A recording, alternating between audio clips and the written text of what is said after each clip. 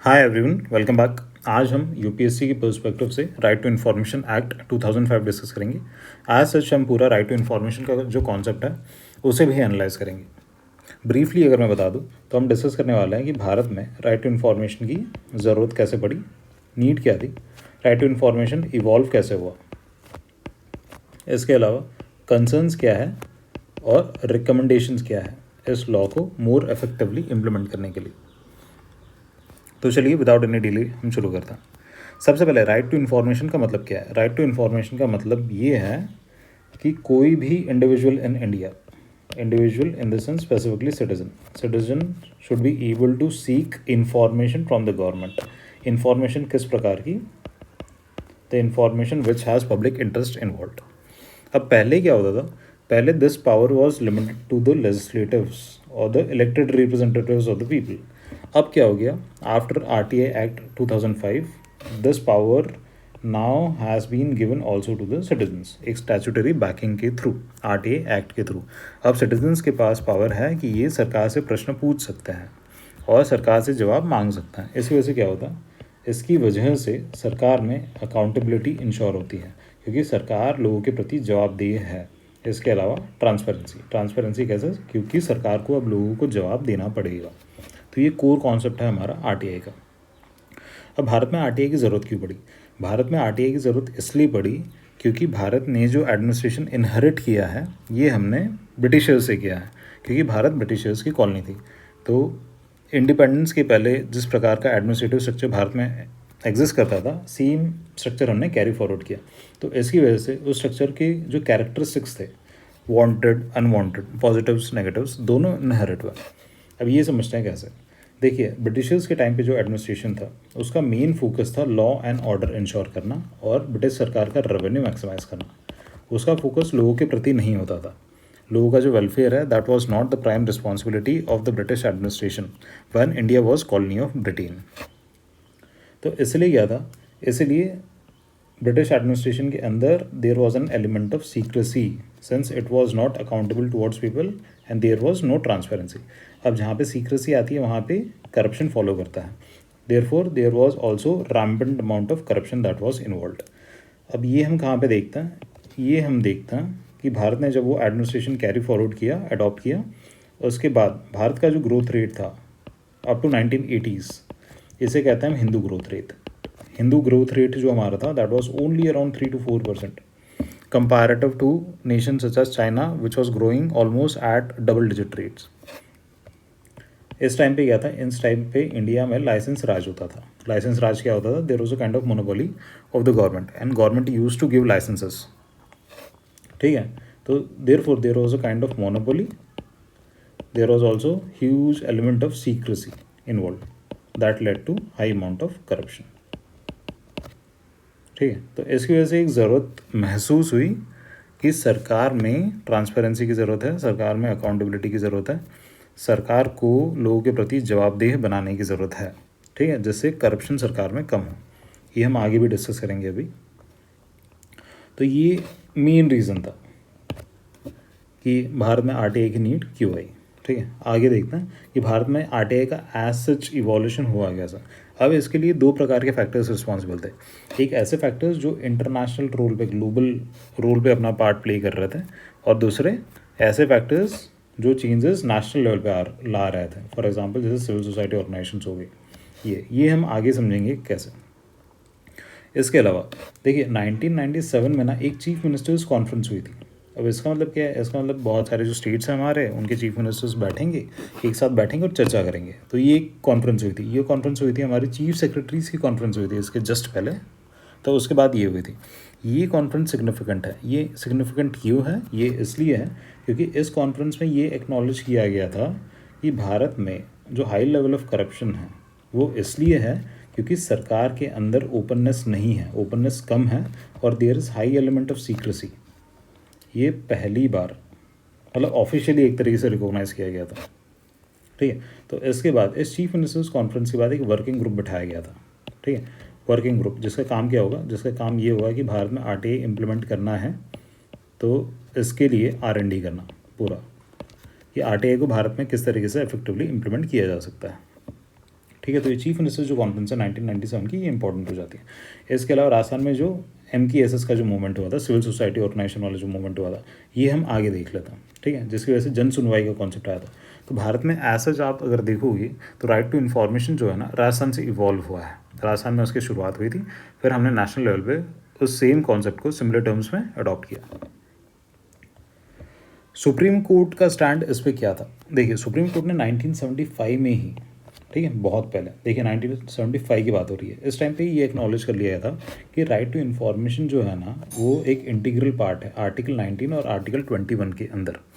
ये supreme court ने acknowledge किया था राजनारायण के केस में, ठीक है।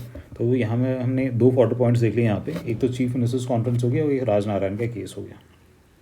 इसके अलावा देखिए, राइट टू इन्फॉर्मेशन एक्ट ना हमारा वैसे तो 2005 में फुल फ्लेश्ड बना, बट ये पहला प्रयास नहीं था। इसके पहले सरकार ने 2 बार ऑलरेडी प्रयास किया था एक लॉ इंस्टीट्यूट करने का। इनका नाम होता था freedom of information, FOI। Freedom of information bill सरकार सबसे पहले 2000 में लाई थी, बट ये बिल की स्टेज में ही रहा, ये एक्ट नहीं बन पाया। इसके बाद सरकार ने एफर्ट डाले 2002 में। 2002 में जो बिल था फ्रीडम ऑफ इंफॉर्मेशन, वो एक्ट में कन्वर्ट हो गया, बट उसके अंदर इम्प्लीमेंटेशन टर्म्स में बहुत सारे शॉर्टफॉल्स थे, इसलिए उसे रिपील कर दिया गया था। It wasn't effective. इसका जो फाइनल हमारा जो एक्ट बना वो 2005 में बना। अब देखिए, यहाँ पे मैंने आपको एक कॉन्सेप्ट बताया था गुड गवर्नेंस वाला। गुड गवर्नेंस ने RTI के इवोल्यूशन में अपना पार्ट कैसे प्ले किया, ये डिस्कस करते हैं यहाँ पे। देखिए, गुड गवर्नेंस क्या था? Good governance as such World Bank का कॉन्सेप्ट है, वर्ल्ड बैंक और IMF का कॉन्सेप्ट है, ठीक है। गुड गवर्नेंस में क्या इन्वॉल्व था?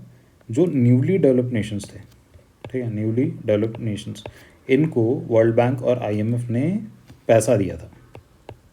पैसा किस लिए दिया था? इनकी इकोनॉमी को रिवाइव करने के लिए, क्योंकि इनका फाइनेंशियल जो स्टेटस था that was relatively weak after decolonization. ये पैसा दिया गया था इनकी इकोनॉमी को रिवाइव करने के लिए, ठीक है।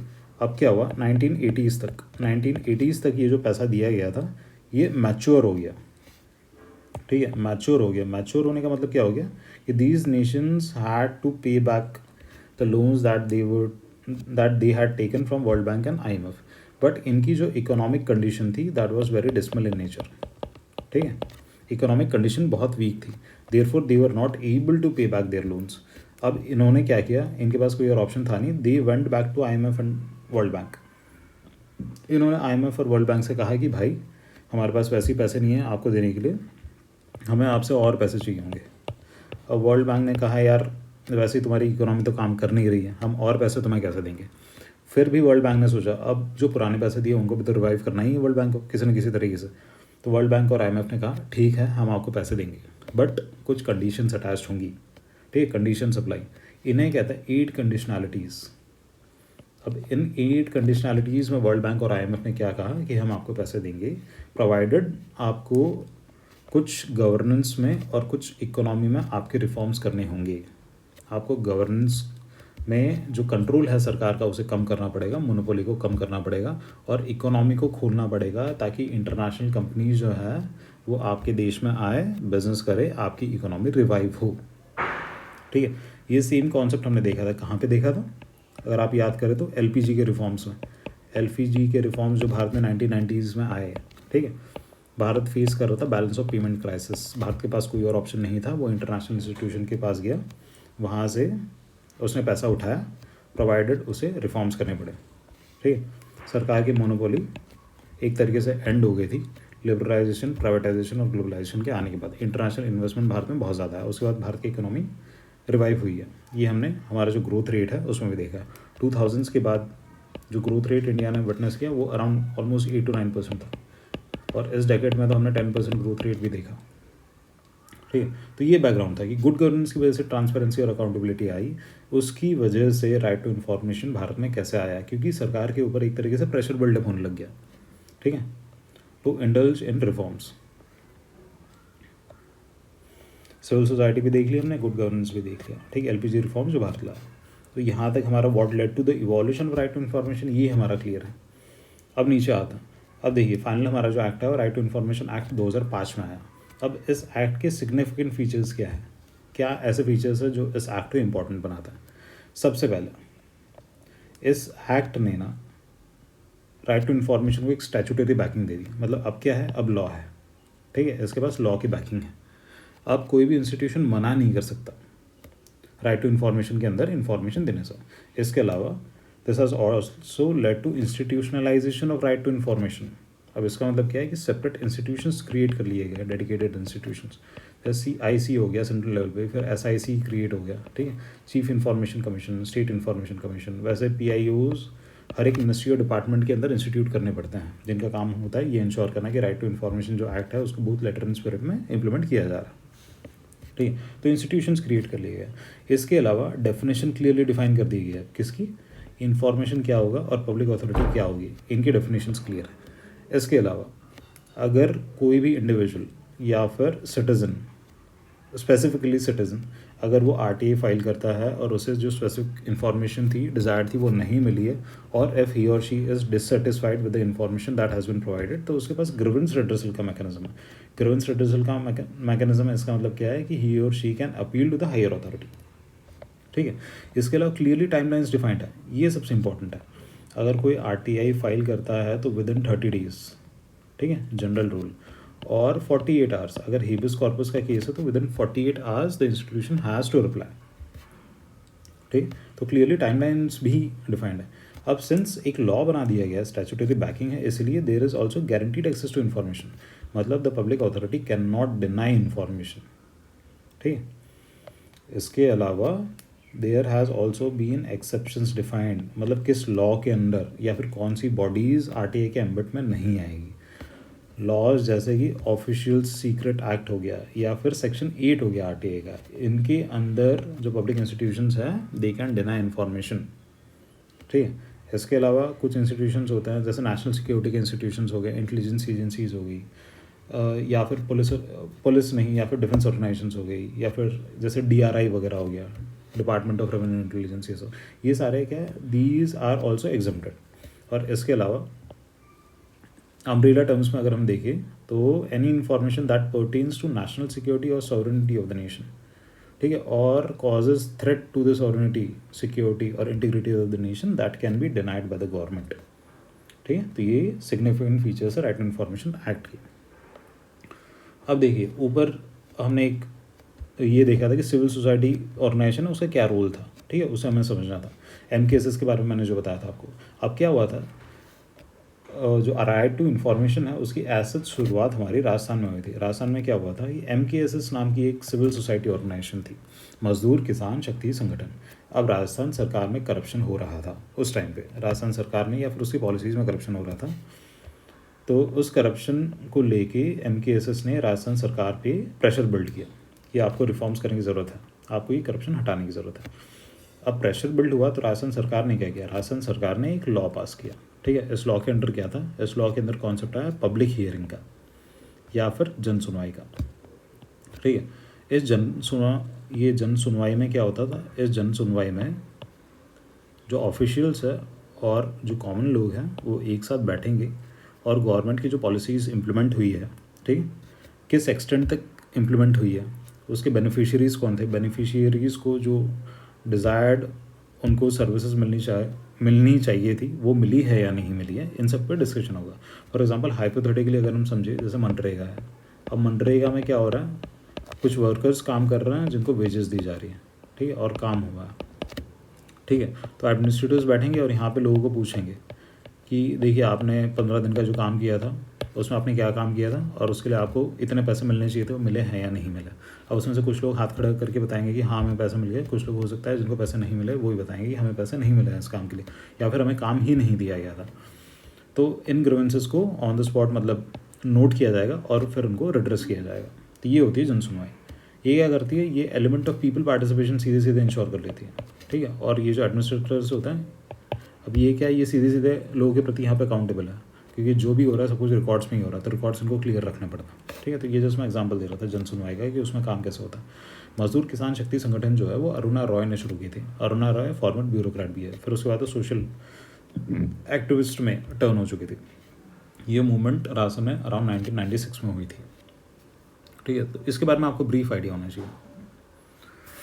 इसके बाद देखते हैं कि what are the concerns associated. अब कंसर्न्स क्या होता है, ठीक है, कोई भी लॉ होता है तो उसके देखिए कुछ जेनरिक कंसर्न्स होंगे, कुछ स्पेसिफिक कंसर्न्स होंगे, दोनों में यहाँ पे देख लेता हूँ। सबसे पहला, कोई भी अगर लॉ होता है या फिर कोई भी इंडिपेंडेंट बॉडी होती है तो उससे एसोसिएटेड होता है पॉलिटिकल इंटरफेरेंस। सरकार यूजुअली नहीं चाहती कि उसको कोई क्वेश्चन पूछे, वो स्क्रूटिनी में आए, ठीक है, इन जनरल। जैसे 2009 में जो बिल पास किया था सरकार ने, उसके अंदर एक तो टेन्योर था, टेन्योर को कम कर दिया गया था। उसके अलावा salary allowance and terms and service everything will be unilaterally decided by the central government, ठीक है, स्टेट गवर्नमेंट से पूछा भी नहीं जाएगा। तो ऐसे प्रावधान थे, ठीक है, द पॉलिटिकल इंटरफ्लुएंस इन्वॉल्व है। इसके अलावा pendency of cases, for example 2.25 lakh cases 2021 तक पेंडिंग थे, केसेस नहीं मतलब RTI अपील्स। इसके अलावा कुछ बॉडीज़ एग्जम्प्टेड हैं और कुछ लॉज एग्जम्प्टेड है। फॉर एग्जांपल जैसे ऑफिशियल सीक्रेट एक्ट जो हमने ऊपर देखा था, CBIC वगैरह देखा था, तो ये कंसर्न्स है, ठीक है। इसके अलावा जैसे कि पॉलिटिकल पार्टीज़ हो गई, अब पॉलिटिकल पार्टीज़ भी RTI के एम्बिट में नहीं आती, तो ये क्वेश्चनबल है कि पॉलिटिकल पार्टीज़ आनी चाहिए या नहीं आनी चाहिए। या फिर जैसे सुप्रीम कोर्ट का स्टेटमेंट था कि judiciary also comes under RTI, तो सुप्रीम कोर्ट भी RTI के एम्बिट में आएगा, ठीक है, इस तरीके से। इसके अलावा लोगों में अवेयरनेस जो है लॉस के प्रति वैसे लिमिटेड है, ये जनरिक पॉइंट है। इसके बाद there has to be differentiation between frivolous RTIs and bona fide RTIs। अब क्या होता है, बहुत सारे तो नहीं, कुछ RTI एक्टिविस्ट होते हैं जो एंटी सोशल एलिमेंट्स हो सकते हैं, तो वो RTIs इसलिए फाइल करते हैं ताकि पब्लिक इंटरेस्ट जो है हैम्पर हो, एडमिनिस्ट्रेशन का काम जो है वो हैम्पर हो जाए, ठीक है। बट मोस्टली या फिर मेजर जो RTIs होगी वो तो दैट इज़ हाईली पॉसिबल कि वो पब्लिक इंटरेस्ट को पर्टेन करेगी। तो इसीलिए ये इंपॉर्टेंट है कि हम डिफ्रेंशिएट कर पाए कि जो फ्रिवलेस RTIs है, जो बिना काम के RTIs है, और जो एक्चुअल में RTIs है, पब्लिक इंटरेस्ट इन्वॉल्व है, तो उनमें क्लियर कट डिफ्रेंशिएशन हो। फ्रिवलेस RTI जो फाइल करते हैं उनको बैन करने का भी प्रावधान होना चाहिए। अभी रिसेंटली गुजरात में हुआ, गुजरात में अहमदाबाद में कुछ RTI एक्टिविस्ट को RTI फाइल करने से सीधे बैन कर दिया था। आगे देखते हैं, there is a need of protection of RTI activist and whistleblowers. जैसे सत्येंद्र दुबे का जो केस था, ठीक है, वो विसल ब्लोअर थे जिनको अपनी जान गंवानी पड़ी थी। तो ये इंपॉर्टेंट होता है कि जो बोनाफाइड RTI जो फाइल करते हैं, तो ऐसे एक्टिविस्ट को प्रोटेक्ट करने की ज़रूरत है, अदरवाइज लोगों में फियर क्रिएट हो जाएगा, वो RTI फाइल ही नहीं करेंगे, ठीक है। आगे कैपेसिटी बिल्डिंग करने की ज़रूरत है, ये जनरिक पॉइंट है। कैपेसिटी बिल्डिंग मतलब क्या होता है कि आप क्या करो, सबसे पहले तो पैसा प्रोवाइड करो, ठीक है, इसके अलावा फिर ट्रेनिंग प्रोवाइड करो। इसके अलावा जो वैकेंसीज़ है, वैकेंसीज़ को आप क्या करो, भर दो, ठीक है। इसको काट देते हैं, ये ढंग से नहीं लिखा हमने, वैकेंसी को आपको करना है फिल, ठीक है। आगे देखिए टाइमलाइन क्या है, पहली अपील जब आप करते हो ना तो उसके लिए टाइमलाइन है। पहली अपील मतलब आपने RTI फाइल की तो उसके लिए स्पेसिफिक टाइम्स है, बट ग्रीवेंस रिड्रेसल में जब आप जाते हो, पहली वाली जो RTI आपने फाइल की उसकी अपील से आप सेटिस्फाइड नहीं हो, हायर अथॉरिटी को अपील करोगे, तो उसके लिए टाइमलाइन है ना एज सच अभी स्पेसिफाइड नहीं है। इसके अलावा there is a difficulty in accessing records. कौन से records, which are present in file format.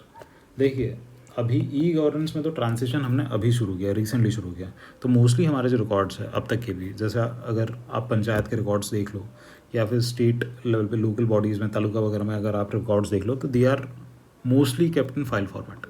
तो इनका क्या होता है, रिट्रीवल डिफ़िकल्ट हो जाता है। रिट्रीवल मतलब अगर आपको फाइल चाहिए तो उस इंस्टीट्यूशन को आपको कॉल करना पड़ेगा, मतलब इंटरनल प्रोसीजर में बता रहा हूँ। एक डिपार्टमेंट दूसरे डिपार्टमेंट को कॉल करके बताएगा कि ये सो एंड सो इन्फॉर्मेशन चाहिए, फिर वो उस फाइल में सर्च करेंगे, फिर इन्फॉर्मेशन देंगे। रादर अगर ये पूरी की पूरी इन्फॉर्मेशन अगर डिजिटाइज हो जाए तो आप सीधे एक सर्च के बटन से इन्फॉर्मेशन को सर्च कर सकते हैं, ठीक है। आगे RTI as an institution used as a parking lot for bureaucrats, ठीक है, ये सेल्फ एक्सप्लेनेटरी पॉइंट है। ऐसे इंस्टीट्यूशंस में ऐसे ऑफिसर्स अपॉइंट होने चाहिए जो हाईली क्रेडिबल है, ठीक है, और ये इंश्योर कर सके गवर्नमेंट में एलिमेंट ऑफ अकाउंटेबिलिटी और ट्रांसपेरेंसी या फिर ओपननेस इंश्योर की जा सके, rather than using them as parking lots, ठीक है। ये भी एक जनरिक क्रिटिसिज्म होता है, कंसर्न होता है। अब रिकमेंडेशंस देख लेते हैं। रिकमेंडेशंस क्या है, रिकमेंडेशंस पे हम देखेंगे सेकंड ERC ने एक स्पेसिफिक रिपोर्ट रिलीज़ की थी RTI से रिलेटेड, ठीक है, तो उसके भी रिकमेंडेशंस हम यहाँ पे इंक्लूड करेंगे। सबसे पहला ये है कि पॉलिटिकल इंटरफेरेंस हमें रिड्यूस करना होगा। इसके अलावा जो एम्बिट ऑफ बॉडीज़ है which comes out of RTI act, ठीक है, जो RTI एक्ट में इंक्लूडेड नहीं है उन्हें भी हमें घटाने की ज़रूरत है। इसके अलावा जैसे ऑफिशियल सीक्रेट्स एक्ट हो गया, तो सेकंड ईआरसी ने कहा था कि ये जो एक्ट है ना ये आउटडेटेड है, ये बहुत पुराना है, तो इसकी ज़रूरत ही नहीं है अभी आज के टाइम पे। तो सेकंड ईआरसी ने कहा है कि इसको हटा देता है, रिपील कर देता है। इसके अलावा डिजिटाइजेशन ऑफ रिकॉर्ड्स, ये बहुत इंपॉर्टेंट है।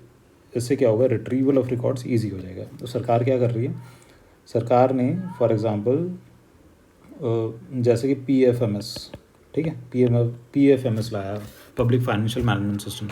इसके अलावा जैसे E-ऑफिस का कॉन्सेप्ट लाया। अब इसमें क्या हो रहा है, सरकार की जो सारी फाइल्स है वो डिजिटाइज होती जा रही है, ठीक है। इसके अलावा सेकंड ईआरसी का ये भी रिकमेंडेशन था कि CIC और SIC में क्या होना चाहिए, 50% ऑफ पीपल ना नॉन ब्यूरोक्रेटिक इन नेचर होनी चाहिए। तो इसकी वजह से क्या होगा, इसकी वजह से ट्रांसपेरेंसी तो आएगी, बट टेक्निकल एक्सपर्टीज़, ठीक है, ये आएगी। इसके अलावा diversity in opinion and view, ये दो चीज़ें आएंगी, ठीक है। इसके अलावा there is a need of awareness generation, ये जनरिक पॉइंट है। अवेयरनेस जनरेशन का काम कौन करता है, सिविल सोसाइटी ऑर्गेनाइजेशन या फिर NGOs करेंगे। लोगों को एक्चुअल में पता तो होना चाहिए कि लॉ है, आप इन्फॉर्मेशन को सीख कर सकते हो। इसके अलावा RTA जो है उसके डोमेन को एक्सपैंड करने की ज़रूरत है। डोमेन को आप कैसे एक्सपैंड करोगे, जो एग्जेम्प्टेड लॉ है उनको आप कम कर दोगे और जो एग्जेम्प्टेड बॉडीज़ हैं उनको आप कम कर दोगे, ठीक। आगे वेकेंट पोस्ट जो है उनको भरने की ज़रूरत है। फॉर एग्जाम्पल जैसे CIC है, तो CIC में क्या होता है, एक चीफ कमिश्नर होता है प्लस 10 इंफॉर्मेशन कमिश्नर्स होते हैं। तो एट प्रेजेंट सिर्फ 6 इंफॉर्मेशन कमिश्नर्स अपॉइंटेड है, 4 तो अभी भी वेकेंट है, ठीक। तो इसलिए पोजीशंस को भरने की ज़रूरत है। आगे डिजिटाइजेशन ऑफ रिकॉर्ड्स करने की ज़रूरत है, ये बहुत इंपॉर्टेंट है। इसके अलावा देखिए RTA जो एक्ट है ना उसमें ऑलरेडी एक प्रावधान है कि ऐसी information that comes in the public interest, तो government organisations should proactively disclose those information, ठीक है। ये है section 4 of RTA act. Section 4 of RTA act कहता है कि आप ऑलरेडी डिस्क्लोज कर दो, RTA का क्यों वेट करें, ठीक है। तो इसको इम्प्लीमेंट करने की ज़रूरत है जो गवर्नमेंट ऑर्गेनाइजेशंस हैं उनको। इसके अलावा ये PIO जो अधिकारी होते हैं, PIO कौन होता है, मिनिस्ट्रीज़ और डिपार्टमेंट्स में जो अपॉइंटेड होता है, जिनका काम ये होता है कि ये इंश्योर करना है कि RTA जो है वो इम्प्लीमेंट हो रहा है लॉ, ठीक है। अब सेकंड ईआरसी कहता है कि डिप्टी सेक्रेटरी लेवल का जो ऑफिसर है उनको आप PIO बना दो, एटलीस्ट ये लेवल होना चाहिए। ये गवर्नमेंट्स में क्या होता है, गवर्नमेंट्स में ना जो हायरार्की होती है ये एक इंपॉर्टेंट रोल प्ले करती है इन डिसीजन मेकिंग। अब देखिए कोई अगर हायर लेवल का अधिकारी है, ठीक है, तो उसका पावर ऑफ इन्फ्लुएंस भी ज़्यादा हो जाता है, ठीक है। उसका पावर वैसे ही सरकार के अंदर उस डिपार्टमेंट के अंदर पावर ज़्यादा है, ठीक है। तो ये हाईली पॉसिबल है कि उनके थ्रू काम जल्दी हो सके, ठीक है, उनका इन्फ्लुएंस ज़्यादा है। ये इन्फ्लुएंस मैं ऑफिशियल टर्म्स में बोल रहा हूँ सीधे सीधे, ठीक है, क्योंकि उनका डोमेन भी ज़्यादा होता है, काम करने का डोमेन। आपको लोअर लेवल का अधिकारी अगर सेम काम अगर कराना चाहे तो फिर शायद ऐसा हो सकता है कि मुश्किल है, ठीक है। आगे इसके अलावा हमें कैपेसिटी बिल्डिंग करने की ज़रूरत है। कैपेसिटी बिल्डिंग, वैकेंसीज़ को आप फिल कर दो, पैसा दे दो, ट्रेनिंग दे दो, ये सब करने की ज़रूरत है। जो RTA इम्प्लीमेंट करने में जो ऑफिसर्स और ऑफिशियल्स इन्वॉल्व हैं उनको एक्चुअल में पता तो होना चाहिए, ठीक है, कि इस लॉ के प्रोविजंस क्या है, इसको इम्प्लीमेंट कैसे करना है, ये सब। आगे देखते हैं कि इम्पैक्ट क्या है राइट टू इन्फॉर्मेशन का। अब इम्पैक्ट ये है कि पहले क्या होता था, मोरल अकाउंटेबिलिटी होती थी, अगर ऑफिशियल चाहे तो इन्फॉर्मेशन देगा, नहीं चाहे तो नहीं देगा। अब क्या है, लीगल अकाउंटेबिलिटी है, अब इन्फॉर्मेशन देनी ही पड़ेगी, ठीक है। गुड गवर्नेंस जब से आया उसकी वजह से क्या हुआ, ये जो एलिमेंट्स है गुड गवर्नेंस के जो कैरेक्टरिस्टिक्स है, जैसे एक्टिव सिटीजन पार्टिसिपेशन हो गया, या फिर ओपननेस हो गया सरकार के अंदर, या फिर अकाउंटेबिलिटी और ट्रांसपेरेंसी हो गया, ये सारे कीवर्ड्स ये आपको लिखने होते हैं जब आप आंसर लिख रहे हो तो, ठीक है। तो ये सारे आने लग गए सरकार के अंदर। आगे एक इन्फॉर्म सिटीजनरी क्रिएट हो रही है which knows that they can seek information from the government at any time, ठीक है। तो इसकी वजह से क्या होता है, ऐसा एक प्रेशर भी क्रिएट हो जाता है जो ऑफिशियल्स होते हैं उनके ऊपर। प्रेशर किस चीज़ का, ये इंश्योर करने का कि जो भी वो काम कर रहा है वो ट्रांसपेरेंट हो, ठीक है, उसमें कोई घपला ना हो। आगे bottom of model of governance, क्योंकि अब लोग क्या, लोग सरकार से सवाल पूछ रहे हैं, दे एक्टिवली पार्टिसिपेट, ठीक है। आगे क्या हो रहा है, डिजिटाइजेशन ऑफ रिकॉर्ड्स, ये this has been one of the mandates of right to information act, ये सेकंड ईआरसी के अंदर भी रिकमेंड किया गया है, ठीक। आगे चेक ऑन करप्शन हो ही रहा है, जैसे जैसे अकाउंटेबिलिटी बढ़ेगी वैसे वैसे करप्शन घटेगा, जैसे जैसे डिजिटाइजेशन बढ़ेगा वैसे वैसे एवेन्यूज़ ऑफ करप्शन वैसे कम होते जाएंगे। आगे बिहेवियरल चेंज आ रहा है, क्योंकि अब जो अकाउंटेबिलिटी वो लीगल इन नेचर है, that is not moral in nature, ठीक है। मोरल तो वैसे ही एग्जिस्ट करती है, बट अभी लीगल उस पर ऐड हो चुकी है। तो ये था as such right to information का कंटेंट, जितना हमारा एग्जाम पर्सपेक्टिव से इंपॉर्टेंट था, प्रीलिम्स और मेंस के पर्सपेक्टिव से। अब इसके अलावा कुछ देखिए बहुत जेनरिक कंटेंट जो बच जाता है, फॉर एग्जांपल जैसे RTA एक्ट है तो उसके अंदर स्ट्रक्चर क्या है, CIC होता है, SIC होता है, फिर PIO होता है। CIC को कौन अपॉइंट करता है, ICs को कौन अपॉइंट करता है, इनका टेन्योर क्या होता है, ठीक है, टेन्योर क्या होता है, अपॉइंटमेंट रीअपॉइंटमेंट पॉसिबल है कि नहीं, ये सब ना आप एक बार लक्ष्मीकांत से देख लेना, ठीक है, क्योंकि वैसे ही उसमें ऑलरेडी लिखा हुआ है। और इससे रिलेटेड वैसे ही यूट्यूब पे बहुत सारे लेक्चर्स भी बने होंगे। ये लेक्चर बना था कॉन्सेप्चुअल क्लैरिटी के लिए, आपको पता रहना चाहिए कि RT एज सच कॉन्सेप्ट क्या है, पेपर में अगर क्वेश्चन है तो आपको क्या लिखना है, ठीक है। इसके अलावा आपको क्या करना है, कोई भी एक स्टैंडर्ड बुक से ये टॉपिक पढ़ लेना है, ठीक है। जैसे कि लक्ष्मीकांत हो गया, लक्ष्मीकांत से आप ये टॉपिक आप पढ़ सकते हैं। इसके अलावा अगर करंट में अगर कोई डेवलपमेंट हो रहा है तो वो आप ऐड कर देना, ठीक है। इसके अलावा प्रीवियस ईयर्स में जो क्वेश्चंस पूछे हुए हैं वो आपको अटेंड करना है, स्पेसिफिकली मीन्स एग्जामिनेशन के क्वेश्चंस आपको अटेंड करना है, ठीक। जितना कंटेंट एक 250 वर्ड का आंसर लिखने के लिए चाहिए होगा, that we have already discussed here, ठीक है। इससे काम चल जाएगा, इससे ज़्यादा लिखने की वैसे ही ज़रूरत नहीं है, एज लॉन्ग एज फ्यूचर में कोई डेवलपमेंट ना हो रहा हो, दैट इज़ वेरी इंपॉर्टेंट, और that is going to be very important, तो वो आपको इंक्लूड करना, अदरवाइज मोर और less the topic is complete. तो चलिए इसे एंड करते हैं, मिलते हैं आपसे नेक्स्ट सेशन में।